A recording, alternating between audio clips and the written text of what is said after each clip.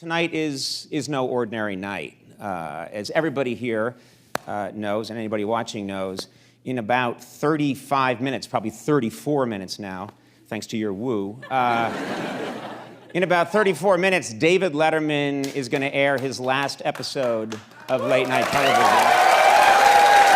Yeah. And it's a huge deal. Everybody this past week has been struggling to explain what this man has meant, what his leaving television means to us personally.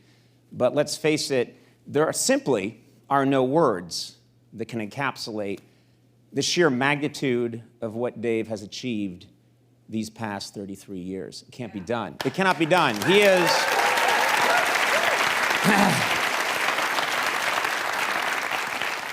He's been the North Star for me and for every comic of my generation. I tried to explain in an essay for Entertainment Weekly, came out about a week or so ago, just how much David Letterman changed the face of comedy for me. If that's of interest to you and you're okay with actually reading something, go online and check it out. It's free. When I said free, people were like, oh, then I'll try it. What I wanted to talk about tonight, briefly, is something incredible that Dave did for me almost 22 years ago, something that had a profound impact on my life. Some of you may be too young to know this, but way back in 1993, I took over David Letterman's iconic late-night television show. I was a complete unknown with absolutely no experience performing on television. I was utterly and totally unprepared for that enormous job. I don't think anything like that could happen today. I don't think the government would allow it, you know?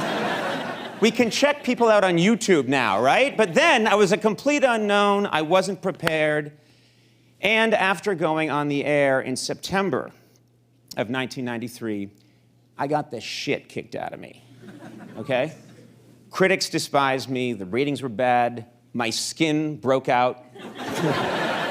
It hadn't done that since high school, and then again, at this crucial time, that is true.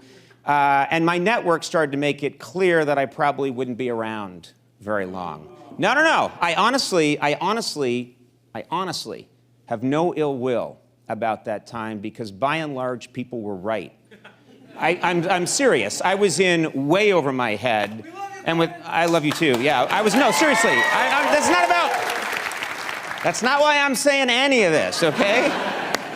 I'm telling you, I was in way over my head, and with this hair, that's saying something. And the conventional wisdom, everybody thought that I should be immediately canceled. And then something miraculous happened. After 4 really dreary months, out of the blue, we got a message at the show that David Letterman wanted to come on the program as a guest.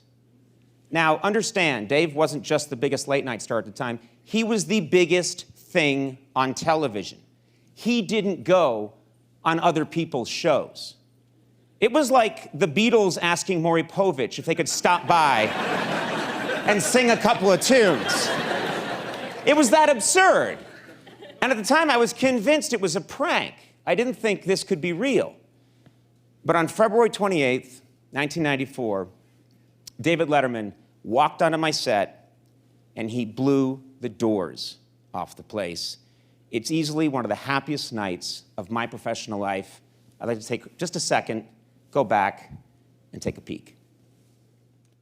When I first got this job, I came here to 30 Rock. How did you get this job, by the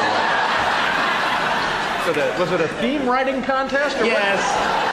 What? Yes. Yeah. It was a what would I do with a talk show, and I was 4th. Thank God.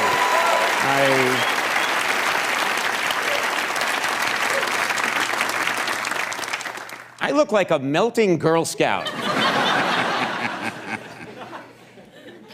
Anyway, absolutely true story. After that night, that one appearance, everything turned around for me.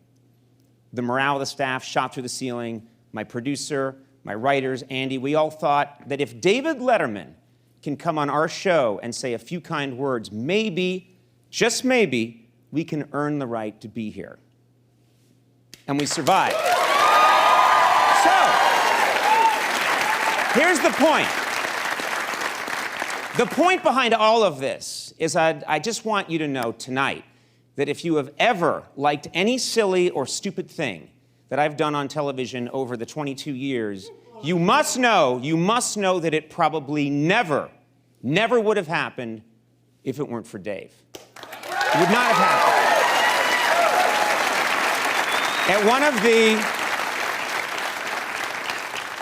At one of the lowest points of my life, when I was a 30-year-old national punchline, Dave, for reasons I still don't really understand, completely rescued me.